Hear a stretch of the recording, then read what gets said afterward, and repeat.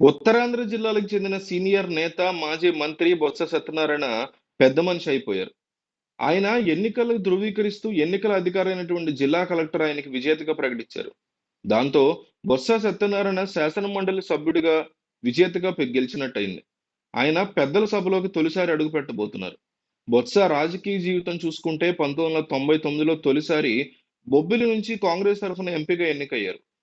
2004, 2009లో 2 సార్లు చీపురుపల్లి నుంచి ఆయన కాంగ్రెస్ ఎమ్మెల్యేగా నెగ్గి, వైఎస్ఆర్, రోసయ్య, కిరణ్ కుమార్ రెడ్డిల యొక్క మంత్రివర్గంలో మంత్రిగా పనిచేశారు. 2012 తర్వాత ఆయన ఉమ్మడి ఆంధ్రప్రదేశ్‌కి పీసీసీ చీఫ్‌గా కూడా వ్యవహరించారు. కిరణ్ కుమార్ రెడ్డిని ఒక దశలో తప్పించి బీసీ నేతను సీఎం చేయాలని హైకమాండ్ ఆలోచించినట్టు అప్పట్లో వార్తలొచ్చాయి. అలా రేసులో బొత్స సత్యనారాయణ పేరు వినిపించింది. ఆయన పీసీసీ చీఫ్ కూడా కావడంతో ఆయన పేరు వినిపించడానికి ఇది మరో కారణం. అయితే కాంగ్రెస్ పెద్దలు చివరి నిమిషంలో ఆలోచనలు మానుకోవడంతో బొత్స సీఎం కాలేకపోయారు. 2014లో కాంగ్రెస్ తరఫున పోటీ చేసి ఓడినా అధిక సీట్లు డిపాజిట్ తెచ్చుకున్న వారుగా బొత్స ఉన్నారు. 2019లో వైసీపీ తరఫున గెలిచిన 5 ఏళ్ల పాటు జగన్ కేబినెట్‌లో మంత్రిగా పనిచేసిన ఘనత బొత్స సాధించారు. 2024లో ఆయన ఓటమి పాలయ్యారు.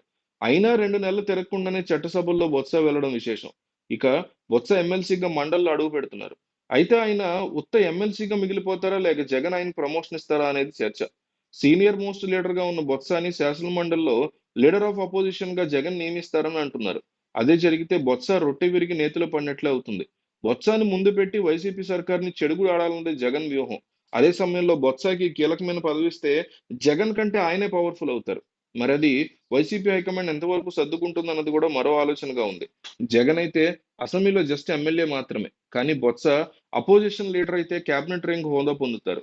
పైగా అసెంబ్లీ కంటే మండలి ప్రతిపక్ష నేతకే ప్రోటోకాల్‌గా అగ్రపీఠం ఉంటుంది. మరి బొత్స రాజకీయంగా సీనియర్ వ్యూహకర్త. ఆయన్ని నమ్మి పార్టీలో అత్యంత కీలకమైనటువంటి పదవి తనకంటే ఎక్కువ స్థానం కల్పించే విషయంలో వైసీపీ అధినాయకత్వం ఏ విధమైన డెసిషన్ తీసుకుంటుంది అన్నది చూడాల్సి ఉంటుంది. ఒకవేళ బొత్సని సాధారణ ఎమ్మెల్సీగా ఉంచితే ఆయనలో అసంతృప్తి ఖచ్చితంగా చెలరేగుతుంది. అలా కాకుండా ఆయనకి కీలకమైన పదవి ఇస్తే అప్పుడు ఆయన రాజకీయ దూకుడు వైసీపీకి ప్లస్‌గా ఉంటుందా? లేక వేరే విధంగా ఉంటుందో కూడా మార్చాల్సింది, ఆలోచించాల్సి ఉంటుంది. ఏదేమైనా బొత్స గెలిచి చూపించారు. మరి జగన్ ఏం చేస్తే బావుంటుందో మీరు కామెంట్ చేయండి.